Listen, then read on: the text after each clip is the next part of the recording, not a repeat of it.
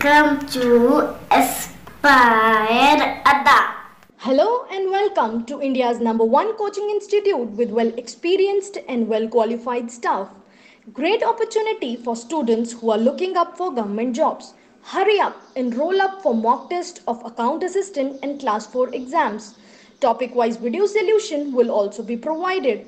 Math special paid batch for SSB, SSC, JK Bank and all the banking exams will be provided. We have also started special GS batch from zero to hero. Free English course for all the exams will be provided. We will also provide reasoning classes for banking exam and for SSC CGL. Free material for all the competitive exams will be provided. I welcomed all the aspirants for the better future. You can also follow us on Instagram, Facebook and can subscribe our YouTube channel. Thanks for watching. Hello दोस्तों, क्या आप चाहते हैं कि आप चीजों को सिर्फ पढ़ा ना जाए, उनको याद किया जाए? पूरे का पूरा इंटायर जीएस कैसे याद किया जाए, हिस्ट्री, ज्योग्राफी, पॉलिटी, इकोनॉमी कैसे याद की जाए? क्या आप जब भी याद करते हैं तो आपको चीजें भूलती हैं? क्या आप लर्न करना चाहते हैं ऐसी चीजों को? पूरे हिमालय की चोटियां ऐसे याद करना चाहते हैं? नामचा, बरवा, कंचनजुंगा, मकालू, बंसालू, ढोलागिरी, हन्ना, पूर्णिमा, बद्रीनाथ, केदारनाथ और शुरनाथ, क्या आप चाहते हैं ऐसे याद करें? अराकू वैली, हार्सले वैली, लंबा सिंह, अनंथागिरी, तिरुमल्ला, पालकोंडा, वालकोंडा, सिरिसलीम, आंध्र प्रदेश की चोटियां, क्या आप ऐसे ही याद करना चाहते हैं? पूरी दुनिया की करेंसी, रुपी कहां चलता है? रुपी चलता है Maldives, Nepal, Mauritius, Indonesia, Sri Lanka, seashell, Pakistan, India, Ceylon. क्या आप याद करना चाहते हैं दिनार कहां चलता है? Libya, Jordan, Bahrain, Iraq, Serbia, Kuwait, Algeria, Tunisia. इसी तरह से चीजों को दिमाग में बिठाने के लिए आप आज ही सब्सक्राइब करें हमारे एस्पायर अड्डा यूट्यूब चैनल को, और स्क्रीन पे दिए हुए नंबर पे कॉल करके आप एस्पायर अड्डा के ऑफलाइन और ऑनलाइन बैचेस के लिए कुछ भी इंफॉर्मेशन ले सकते हैं। इसमें हम आपको बहुत सारी चीजें ट्रिक के साथ याद करवाएंगे। Thank you and God bless you. Hi friends, welcome to Aspire Adda. मेरा नाम सी राहुल गुप्ता है। पहली क्लास मैडम ने ली थी, उन्होंने आपको अकाउंट्स और साथ में कुछ टर्म्स के बारे में बताया था, जैसे assets, liability, capital, income and expenditure. Let's start with our first topic, bookkeeping. Bookkeeping is an activity concerned with the recording of financial data related to business operation in a significant and orderly manner. मतलब financial data क्या हुआ? पैसे का लेन then का हिसाब, ठीक है? कौन सा? Business operation. बिजनेस ऑपरेशन क्या हुआ? जो डायरेक्टली कंसर्न करते बिजनेस से, जहां पे हमारा पर्सनल लेना देना कोई नहीं। पर्सनल ट्रांजैक्शन को आप इसमें रिकॉर्ड नहीं करेंगे। आपने घर के लिए कुछ लिया तो बिजनेस का हिस्सा नहीं बनता, ठीक है? सिग्निफिकेंट एंड ऑर्डरली मैनर, यानी कि प्रॉपरली सिस्टमेटिक वे में आपको उसको रिकॉर्ड करना। अगर हमारी बुक कीपिंग प्रॉपर है तो हमारे फाइनेंशियल स्टेटमेंट करेक्ट पोजीशन दिखाएंगे, लेकिन अगर हमारी बुक कीपिंग में गड़बड़ हो गई तो हमारे फाइनेंशियल स्टेटमेंट्स हिल जाएंगे। तो बुक कीपिंग बहुत एक इंपॉर्टेंट रोल प्ले करता है फाइनेंशियल स्टेटमेंट में। Let's start with an example.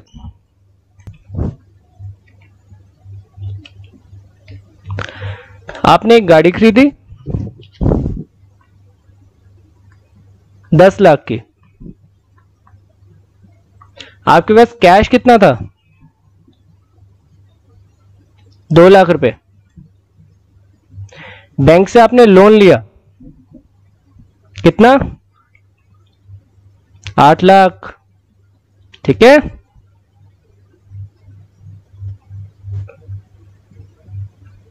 अब इसकी रिकॉर्डिंग करते समय आपने दिखाया कार 10 लाख में, लेकिन बैंक दिखाना ही भूल गए। क्या लिखा? कैश 10 लाख। जब आपकी किताबें बनेंगी तो होगा क्या? लिखा जाएगा कैश कितना था आपके पास? 2 लाख रुपया। कितना पे कर दिया? 10 lakhs। क्या पॉसिबल है -8 lakh rupees? The answer is no. क्या हुआ? यहां पर गलत एंट्री पोस्ट हो गई।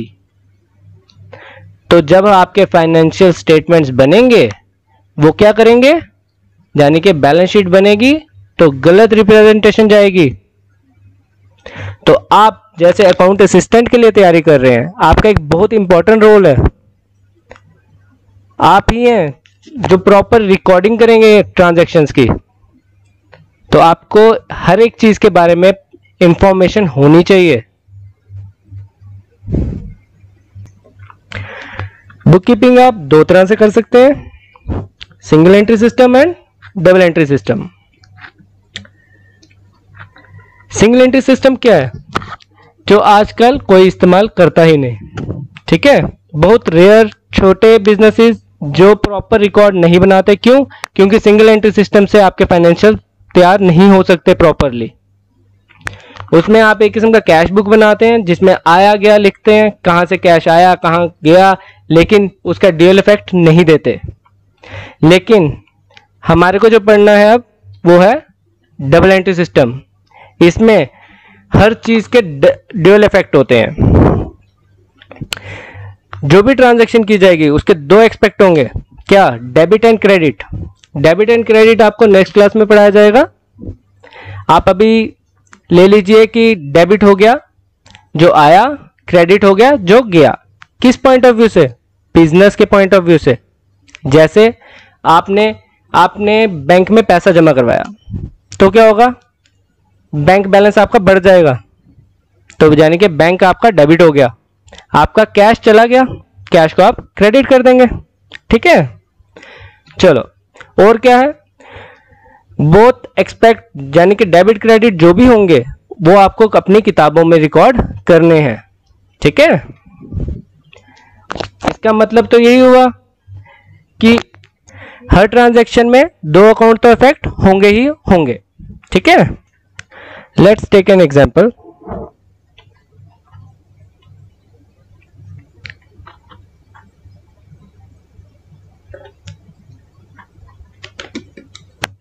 Cell of goods.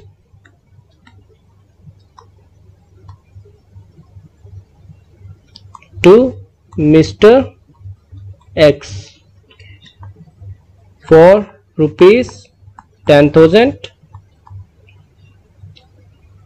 In cash. ठीक है, तो क्या होगा? सॉरी, तो क्या होगा? हमारे से गुड्स चले गए, ठीक है, और कैश आ गया। कैश आया, डेबिट टू गुड्स सेल किए, यानी कि सेल्स 10,000 से, ये हमेशा बराबर होगा। ठीक है, ये हो गया दो अकाउंट्स हमारे हिले। ठीक है, एक कैश हिला, दूसरा सेल्स हिली। पूरी अकाउंटिंग में सिंगल का तो कोई चांस ही नहीं है। अगर कहीं पर 5 रुपए जा रहे हैं तो 5 रुपए का इफेक्ट दूसरी जगह पर भी होगा ही होगा। ठीक है, चलो अब नेक्स्ट टॉपिक पे चलते हैं।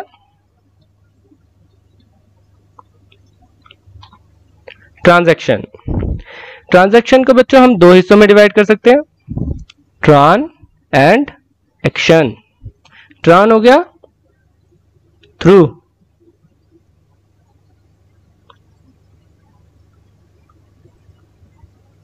और एक्शन हो गया to do. To do something through something is transaction. Student, जब दो इंसान मिलकर कोई काम करते हैं उसे ट्रांजैक्शन कहते हैं।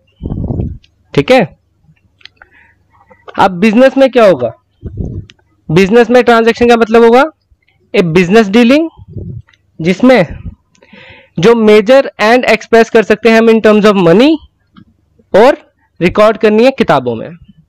मतलब कि पहली चीज तो भाई बिजनेस की डीलिंग होनी चाहिए, पर्सनल डीलिंग इन्वॉल्व नहीं होगी। ठीक है, दूसरा उसको हम मेजर कर होना चाहिए, और किस में मेजर होना चाहिए? मनी में। जैसे हम कोई भी ट्रांजैक्शन करेंगे, हमने कोई चीज माल बेचा तो उसमें पता है कि कितने का बेचा, कोई खरीदा पता है कितने का खरीदा, कितने पैसे देने हैं, कितने पैसे लेने हैं, यानी कि मनी का इन्वॉल्वमेंट बहुत जरूरी है ट्रांजैक्शन के लिए, और उसको हमको किताबों में रिकॉर्ड भी करना है। नेक्स्ट एग्जांपल लेते हैं। जैसे सपोज करें कि आपने एक केस हुआ कंपनी पे, ठीक है, लिटिगेशन, वहां पर अभी केस चल रहा है, सालों साल चलता रहेगा, पता ही नहीं कि यार क्या रिजल्ट आएगा, हमारे को पे भी करना है या नहीं। जैसे टेलीकॉम कंपनीज पे केस चल रहा था, गवर्नमेंट कह रही थी हमारे को इनसे रेवेन्यू चाहिए, इन्होंने कम दिया है हमारे को। तो क्या हुआ, जब तक केस का फैसला नहीं होगा ये नहीं पता चलेगा कि कितना पैसा देना है या लेना है, तो उस ट्रांजैक्शन को हम ट्रांजैक्शन बोल ही नहीं सकते। क्यों? क्योंकि वो मनी में रिकॉर्ड ही नहीं हो सकता जब तक फैसला नहीं होगा।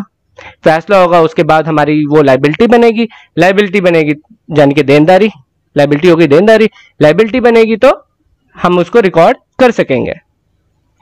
चलो अब आगे बढ़ते हैं।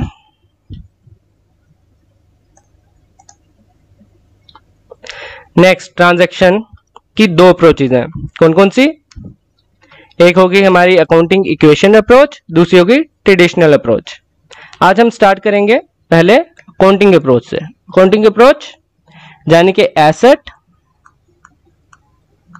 Equal to capital plus liabilities.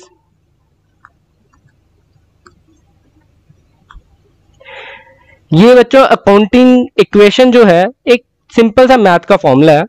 Let suppose ए है, ए का सम हम बोल रहे हैं बी प्लस सी है।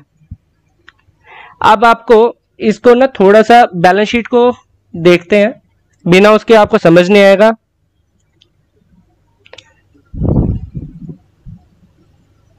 बैलेंस शीट बच्चों ऐसी बनती है, ये आपको डिटेल में आगे पढ़ाई जाएगी। बैलेंस शीट में यहां पर बच्चों कैपिटल आता है, यहां पर उसके नीचे लाइबिलिटीज, और यहां पर एसेट्स होते हैं। इन सब का सम बराबर होता है। लेट सपोज कि ये अगर हम बोलते हैं 5 लाख रुपीस, लाइबिलिटीज मैं बोलूं अगर 2 लाख रुपए की है, 2 लाख, टोटल कितना हुआ 7 लाख। तो ये ऑटोमेटिकली बच्चों पता है कि यार ये 7 लाख होना ही होना है, तो एसेट्स की क्या हो गया 7 लाख। ठीक है। अब सपोज करिए कि अगर मेरे पास कोई भी एक चीज नहीं है, जैसे यहां पर मैं बोलता हूं मेरे पास कैपिटल नहीं है, मेरे पास एसेट्स है और लायबिलिटी है, क्या मैं कैपिटल को आइडेंटिफाई कर सकता हूं? बिल्कुल कर सकता हूं। मुझे क्या करना है, assets equal to capital plus liability. Asset मेरे को पता 7 लाख के, कैपिटल मेरी कैपिटल ही सॉरी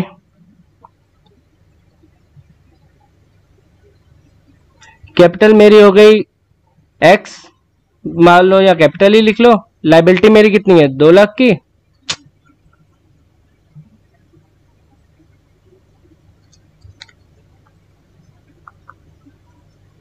तो एक्स कैसे निकल सकता है 7 लाख माइनस 2 लाख, ये हमने उठाया और यहां पे ले गए। एक्स की वैल्यू क्या हो गई 5 लाख रुपीस। इस ढंग से अकाउंटिंग इक्वेशन चलती है। हम यहीं पर एक और चीज भी पढ़ लेते हैं। इस पोर्शन को कहते हैं सोर्स ऑफ फंड,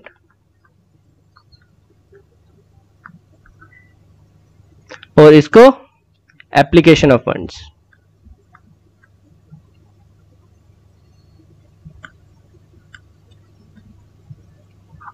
ठीक है बच्चों, अब थोड़ा सा हम इसको डिटेल में पढ़ते हैं। हमारे को अभी वैसे ये पढ़ना नहीं है, पढ़ना हमारे को बाद में है, बट कुछ चीजें हमारे को आगे जाने के लिए पता होना जरूरी है। एसेट्स आपने पढ़ा था, एसेट्स के 2 टाइप पढ़े थे, फिक्स्ड और करंट। बच्चों पहले फिक्स करंट में ही डिवाइड करते थे, अब हम क्या करते हैं, करंट एसेट्स, और जो करंट एसेट नहीं है उसे नॉन करंट एसेट बोलते हैं। यानी कि फिक्स एसेट जो है वो नॉन करंट एसेट का पार्ट बन जाता है। Non current asset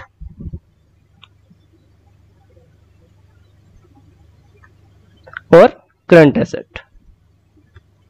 current asset हो गया जो 12 महीनों में रियलाइज हो जाए, या cash and cash equivalents, bank में पैसा पड़ा है वो भी इसी का हिस्सा बनेगा। ठीक है, तो उसके अलावा जो भी हुआ वो नॉन करंट एसेट हो गया। आपने कैपिटल और लायबिलिटीज के बारे में पढ़ा था। लायबिलिटीज दो तरह की, non current liabilities and current liabilities. जिन्हें 12 महीने के अंदर अंदर पे करना है वो हो गई हमारी करंट लायबिलिटी, दूसरी वाली नॉन करंट लायबिलिटी। कैपिटल क्या हुई, ऑनर्स इक्विटी, यानी कि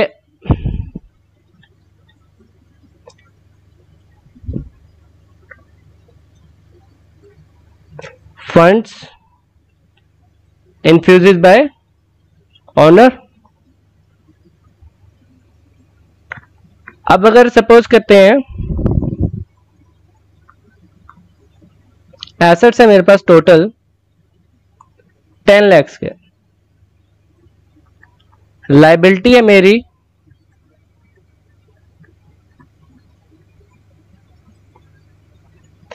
मान लेते हैं 4 लाख की, ऑनर ने कितना लगाया होगा 6 लाख, तभी बराबर होगी इक्वेशन।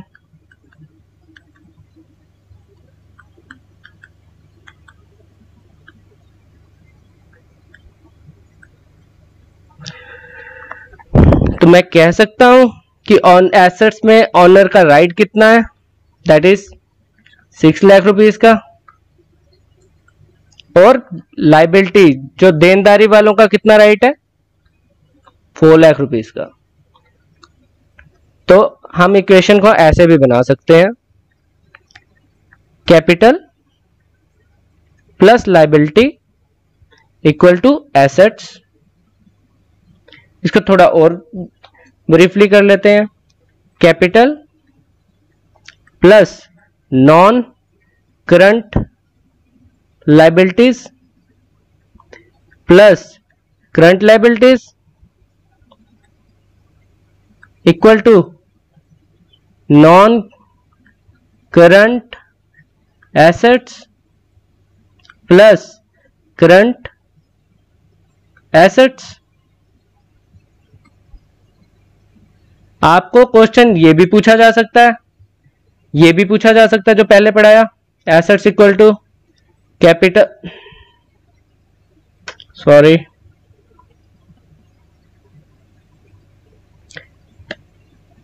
कैपिटल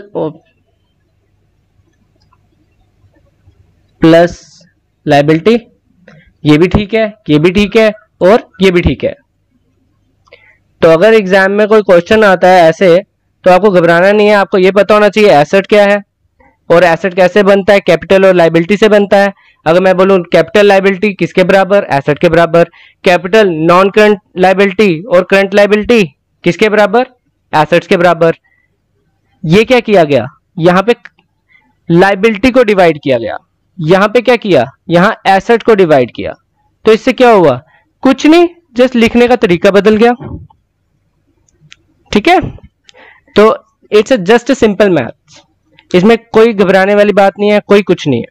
ठीक है, चलो अब आप एक क्वेश्चन सॉल्व करिए। इक्विटी कैपिटल कितनी है 5 लाख की, हमारे पास बैंक का लोन 2 लाख का, बैंक का लोन क्या हुआ? लायबिलिटी। कौन सी? Non current liability.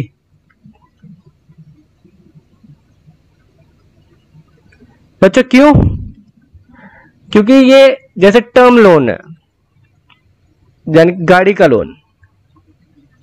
गाड़ी का लोन किस्तों में पे होता है, मोस्टली 3 साल 5 साल, तो 1 साल से ऊपर ही हुआ, 12 महीने तो क्रॉस कर गया, इसीलिए इसे हम नॉन करंट लायबिलिटी बोल सकते हैं। नेक्स्ट हमारे क्रेडिटर। क्रेडिटर्स आपको शायद से समझाया नहीं। क्रेडिटर्स कौन होते हैं? देनदारी। आपने माल खरीदा, माल खरीदते हो तो जिससे आपने माल खरीदा है उसको पेमेंट करनी है। अगर आपने पेमेंट नहीं की है तो मेरा उधार है, उधार को क्या बोलते हैं? देनदारी। वो हो गए क्रेडिटर्स। इन्हें हम सन्ड्री क्रेडिटर्स भी बोलते हैं और आजकल हम ट्रेड पेएबल्स भी बोलते हैं। इसको हम ले लेते हैं 3 लाख रुपीस। आपके पास दूसरी साइड दिया हुआ है बैलेंसेस में नॉन करंट एसेट्स में फिक्स एसेट्स। कितने? 4 लाख। और आपको कहा गया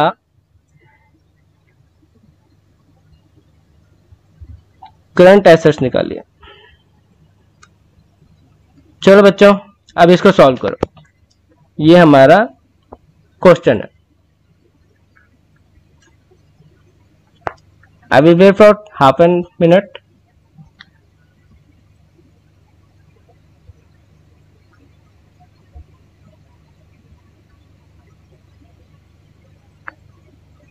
चलो आगे बढ़ते हैं।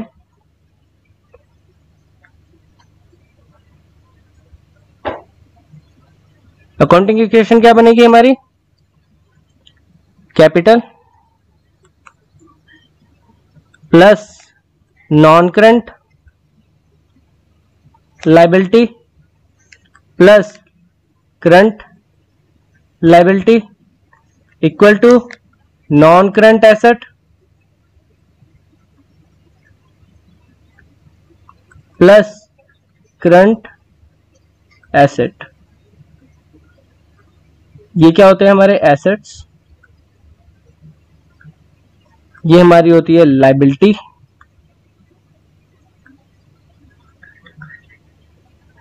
यही था हमने पढ़ा, capital plus liability equal to asset,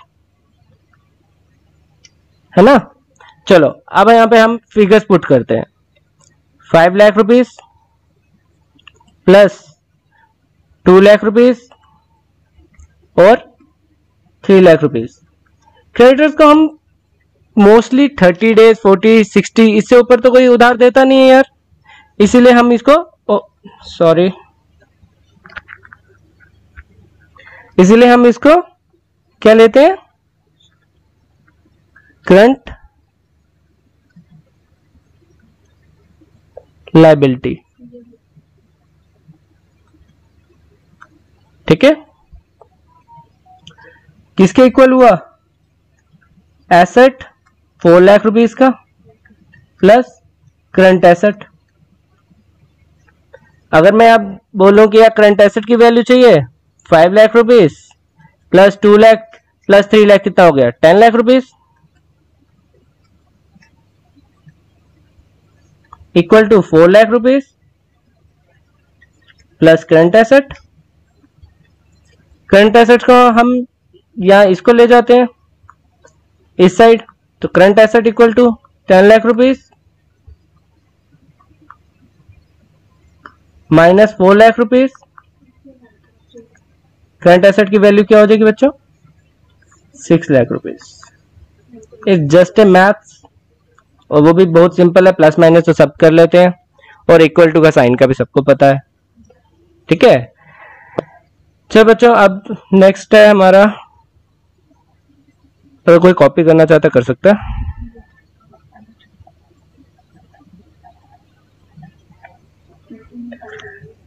writing के लिए माफ करना, थोड़ी सी गंदी है, थोड़ी एक्चुअली ज्यादा ही गंदी है। अब नेक्स्ट है हमारा ट्रेडिशनल अप्रोच, लेकिन बच्चों टाइम कम होने के कारण अब ट्रेडिशनल अप्रोच को हम नेक्स्ट क्लास में पढ़ेंगे। ठीक है, थैंक यू वेरी मच। जितनी भी सोशल मीडिया साइट्स हैं, यानी कि फेसबुक हो, इंस्टाग्राम हो, टेलीग्राम हो, व्हाट्सएप हो, ट्विटर हो, इन सारी सोशल मीडिया साइट में इंस्पायर अड्डा चैनल मिलेगा। तो इसके अलावा आप यूट्यूब पे हमें फॉलो कीजिए।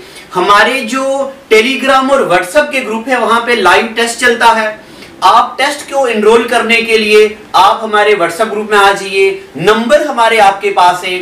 और अगर आप घर बैठ के कंप्लीट कोर्स की क्लासेस एंजॉय करना चाहते हैं, हमारी एंड्रॉइड ऐप जो कि बहुत जल्द लॉन्च होने वाली है, उसके अलावा हमारी जो वेबसाइट है, आप उस पे हमारे ऑनलाइन पोर्टल पे भी सारी वीडियोस और सारे पीडीएफ नोट्स एक्सेस कर सकते हैं। ये नोट हमने खुद अपने हाथों से लिखे हैं, कोई भी टाइप नोट नहीं है, बेहतरीन नोट्स हैं। Thank you, God bless you.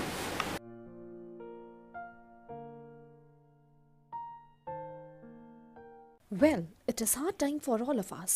Due to coronavirus, we have break the situation as earlier it was. But time never stopped for anyone.